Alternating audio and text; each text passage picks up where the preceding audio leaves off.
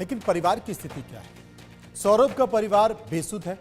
सौरभ की मां कातिल बहू को कोस रही है। सौरभ की मां इस पूरी घटना को लेकर क्या बातें बयां कर रही हैं, सुनिए।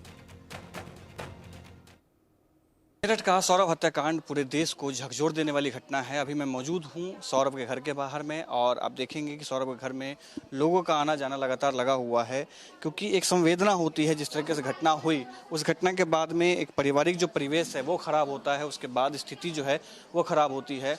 और हमारे साथ में सौरभ की मम्मी हैं, उनसे बात करेंगे, क्योंकि ज़्यादा बहुत रिक्वेस्ट किया इनसे बात करने के लिए तो ये मानी है। आप ठीक हैं? पहले मेरी तबीयत कल से बहुत ख़राब हो रही है। सिर में बहुत भयंकर दर्द हो रहा है मेरे। क्या चाहती हैं कि मुस्कान और साहिल के साथ में क्या हो? पुलिस सही कार्रवाई कर रही है, संतुष्ट हैं उस कार्रवाई से? हाँ भैया, संतुष्टि है। हम तो अभी तो कहीं निकले ही नहीं, तो संतुष्टि है। जैसे आके बता रहे हैं तो संतुष्टि है हम। और अभी परिवार में सब टूटे हुए हैं। पुलिस आती है मिलने आप लोगों से, सांत्वना देने के लिए कुछ? हाँ, रोज आ रही है, रोज आती है मिलने। क्या चाहते हैं कि फांसी हो, उम्र कैद हो, क्या चाहते हैं? भैया, जैसे मेरे लड़के का हाल करा वैसे ही उस लड़की का भी हाल होना चाहिए। लड़के का भी लड़की का भी, जो भी इनमें शामिल है उनका सबके साजिश तहत सबको होना चाहिए। शादी जब हुई थी तो आप लोगों की मर्जी बिल्कुल नहीं थी शादी हो, ऐसा कुछ? हमारी मर्जी कहाँ मायने रखती है? मायने तो लड़की वाले के रखते हैं ना। लड़की वालों की मर्जी थी किस घर में चली जाए वो। शादी के बाद आप लोगों से भेंट होती थी, मुस्कान की बातचीत होती थी, कुछ ऐसा? वो तो यहीं रहती थी भैया, 2 साल तो यहीं रही है। संबंध अच्छे नहीं रहे कभी भी? क्या बताऊँ, हम तो बस, हमारे पास कोई शब्द नहीं है बोलने के लिए।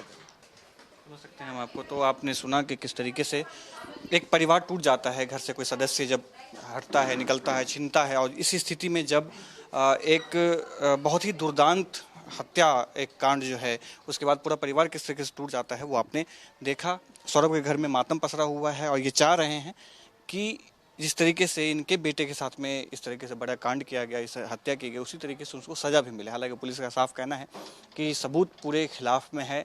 मुस्कान और साहिल को सज़ा जरूर हो पाएगी। ये मां का दर्द था जो हम आपको सुना रहे थे, लेकिन इसके अलावा कुछ रिश्तेदार भी हैं। वो क्या मांग कर रहे हैं, इसे एक बार सुनिए। मैं मौजूद हूँ अभी सौरभ के घर पे, जो हत्याकांड पूरे देश को झकझोर रहा है। पूरे देश पे ये सवाल एक खड़ा कर रहा है पूरा देश की, किस तरीके से कोई रिश्ता तार तार कर सकता है। हमारे साथ में स्थानीय पार्षद हैं। क्या आप लोगों की बात हुई है घर के लोगों से? दरअसल घर वालों का ये कहना है कि जो हमारा बेटा गया है वो एक निंदनीय अपराध तो है ही, पूरे वर्ल्ड में ये चीज़ें चल रही हैं, और वो हमारे इस क्षेत्र का सबसे प्यारा बच्चा था।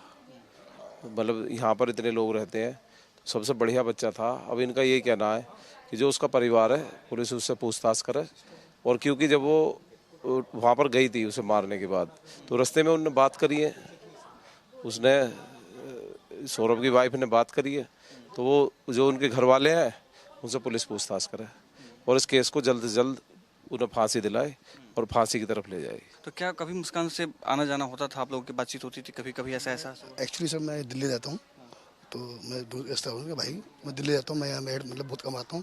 पर जितना पता था कि मतलब वो मुस्कान स्टार्टिंग से ही बहुत झगड़ालू थी वो। अब तो सब कुछ पता ही आपको, पूरा समाज का पूरा देश देख रहा है इस न्यूज़ को। तो हम तो ये चाहते हैं कि बस सज़ा मिले उनको, कड़ी से कड़ी सज़ा मिले उनको, कार्रवाई काफ़ी तेज़ हो, एक्शन पूरा सही तरीके से हो। मतलब इसमें देनी होनी चाहिए बिल्कुल सज़ा मिलने में उनको, सब संतुष्टि जरूर मिलेगी। मैं जब शादी हुई थी, शादी के बाद कैसी स्थिति रही? क्या जब लड़ाई झगड़ा होती थी तो कभी मारपीट भी होती थी, कुछ ऐसा? ऐसा मारपीट तो बट यहाँ पर नहीं होती, मतलब ये यहाँ से निकलने का उनका कारण ये था, वो चाहती नहीं थी कि फैमिली में रहे, सबके साथ मिल के रहे। ऐसी उसकी सोच स्टार्टिंग से ही थी, उसकी सोच जो आपके सामने है। उसका रवैया या उसका रहन सहन कैसा था वो आप लोग देख ही रहे हैं न्यूज़ के जरिए। तो स्टार्टिंग से वो ऐसी थी।